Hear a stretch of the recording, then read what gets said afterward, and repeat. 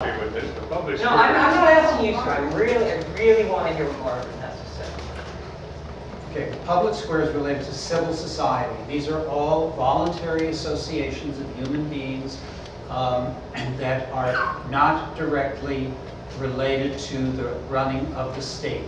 However, the government also, because it is part of, in a certain sense, the public square. So, for example, in the House of Representatives, above the speaker, when Obama gives or whoever gives their speech above it, it says right above him, "In God we trust."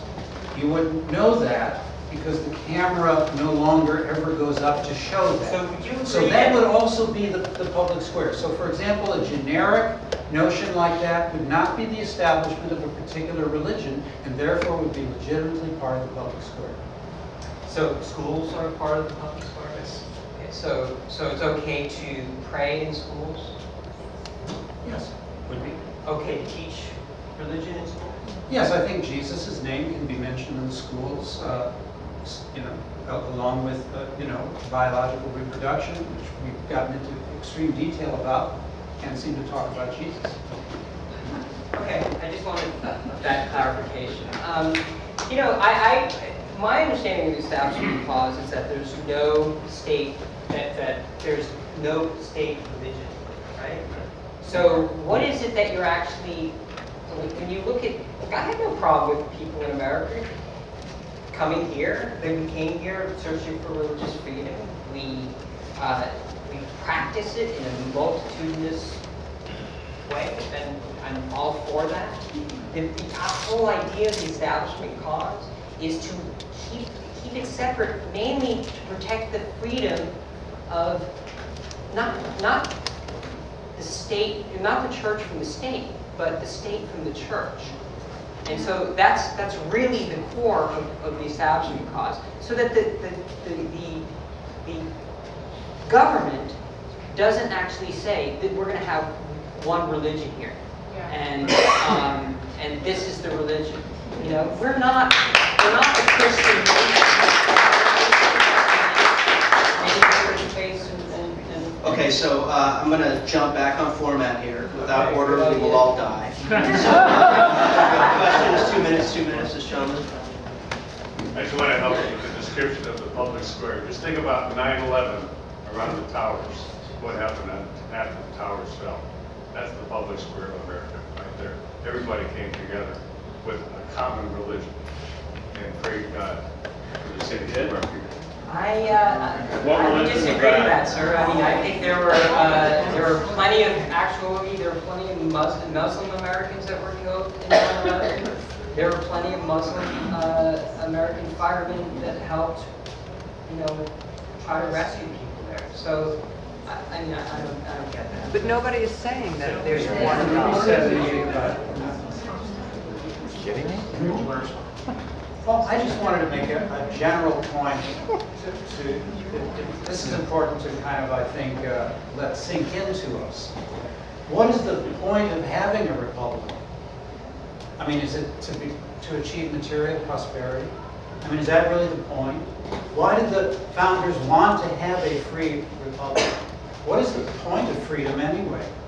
The point of freedom is that you can find your way to the deeper truths of this universe, yourself, and your community and others. That's the whole point of a free republic. And that is, in the final analysis, the whole point of spirituality and religion. That's what this republic is all about. The rest is quibbling over details. And I would like to just point out that the republic has been set up to allow that. Go do it. Find whatever religious bliss you want. Yes, but you're the Jewish, progressives are Muslim. driving it out of the public square and are restricting it and reining it in and saying that this public square has to be the secular space, which is a non-religious space. That's because, Marvin, that they don't, in a country as multidimensional and multifaceted as the United States, you can't have it all in the public square. Again, it goes back to, wait a minute, it goes back to this progressive idea is you set the game up, you allow access, you know, and you let it play out.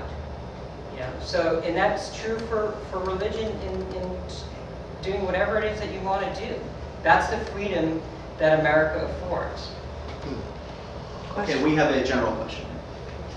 So this for both of you. Both of you said some very harsh things about people on the other side of the aisle, and you know, the country's fairly evenly divided. So I guess I'd be curious: do you guys think that there are good, intelligent, moral people on the other side of the aisle that you would like to be friends with, or do you think that half the country is actually bad or stupid or? I'll answer that first. Here's one right here. Here's I think a good, moral, intelligent person who I'd like to be friends with. And who I am. There's at least one. But yes, yeah, of course. You know, and I think that look, a debate is in its nature a kind of polarizing thing. You're coming out here, you're stating your case, and, you know. But there are many actual things that I agree with that Mark would probably agree with. I mean, many things. So yeah, I do agree with that. I think that part of the problem is that debate in America is extremely polarized right now, and it always seems to devolve into the hardest camps on both sides. Yeah, you know, I would say really the same. Fundamentally, I'm talking about the ideas that people hold, and there is a great evil, I believe, that is connected to progressivism, and that's the ego. It's a passion for the conscious control. Say ego or evil? Evil. And it's ego as well. It's a passion for the conscious control of everything. And the best intentioned people, unfortunately, if they pursue that path, end up in a not so terrific place. I love to listen to interesting and for example, C-SPAN, one of my favorite things, one of the best things on television, always has long interviews with people from one persuasion and another persuasion, and they're almost always extraordinary human beings, and that's why I particularly love it. But I do remember this. There's a wonderful book by the Czech author Milan Kundera. You know, I think it's In Praise of Forgetting, or The Incredible Likeness of Being. Right. And he starts off, and he's describing Czechoslovakia in 1948, and the mass demonstrations are coming forward, and the people are in the streets, and they're calling for a movement forward into socialism, and they're calling for a communist leadership and for a new society. And Kundera looked at them and watched them, and he said, and you know something? They were the best half of the society. And what was brought about by that? Smiley faces, good intentions, fine people, cheeriness is going to go down south. It's going to go out if it's wedded to a viewpoint that ends in tyranny. So he went a little long, so I just, in the name of the debate, I just need to say one thing, Mark. You know, this idea of you know, it goes back to your thing of intended and unintended consequences. You know, let's be frank here. The right wing has very intentional ideas about what it wants. It's not just like, hey, just set up a laissez-faire system and, you know, it's all going to be fine. No, they are in there fighting tooth and nail for their agenda.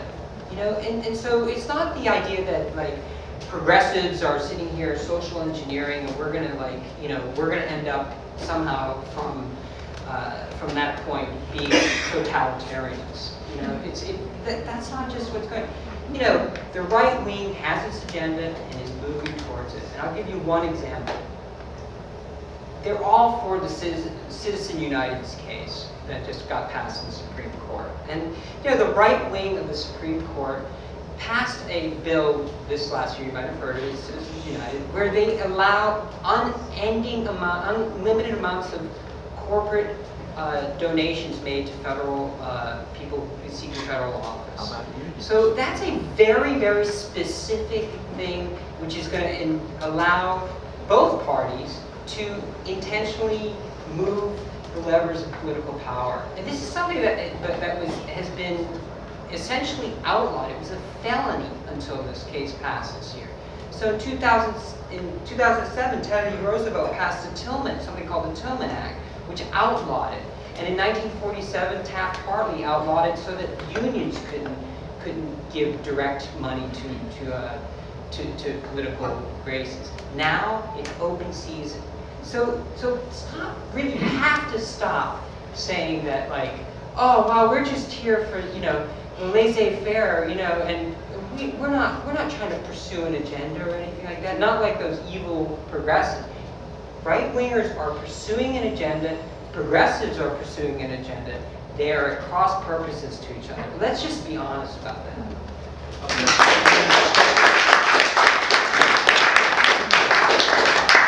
My question actually touches a little bit on that about corporations.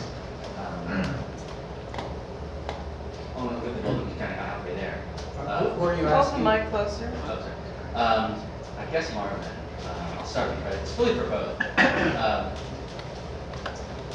Corporations were built upon the ideas of person, individual rights.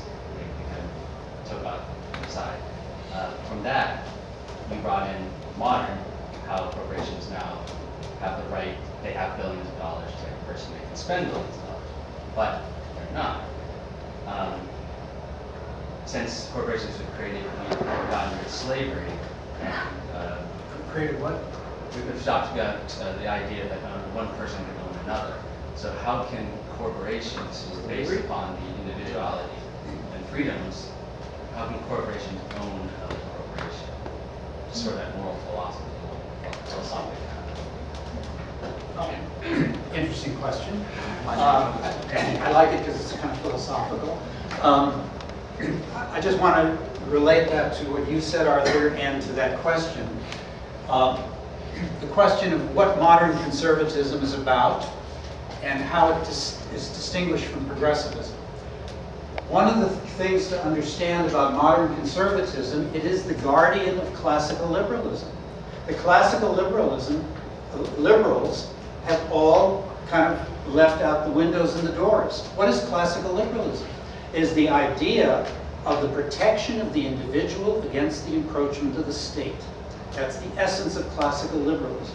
And modern conservatism is interested in precisely that. So what is the intention and the plan? You say that conservatives have an intention and a plan? Yes, we do. It is to maximize the individual's self-government. That is exactly our intention and plan. And what is the obstacle to that? The growth of the state. That's our notion. Now, if we take that to Citizens United,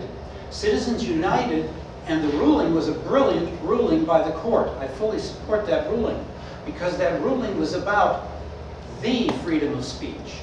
That is to say that not only can every individual have the right of speech, but an individual can associate with another individual, and together they can have the right of free speech. If you prevent individuals from associating and having the right of free speech, then eventually it's kind of like you can't meet 2 or 3 on a corner. You don't have the right of free speech at all. A corporation is an association of individuals. A union is an association of individuals. They should all have the right of the freedom of speech. The function of Citizens versus United in the last election was that it was anti-incumbent. It led to more incumbents being overturned. I don't think in the long run it's going to favor Republicans over Democrats. I think it will favor those who are opposed to incumbents over those who are actually in office. Now, time. Come on, Chuck, I need to jump in on both of you. So